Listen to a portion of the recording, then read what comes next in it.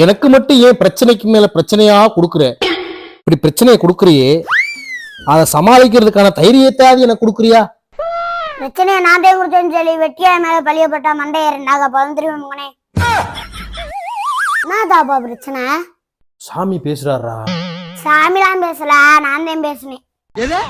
ஊரை கூட்டி தாலி கட்டி பெண்டாட்டின்னு ஒரு பெரிய பிரச்சனையை நீங்க வீட்டுல கொண்டு வந்து வச்சுக்கிட்டு கடவுள் பிரச்சனை கொடுத்தான்னு ரூட்டை கொடுக்குறீங்களா?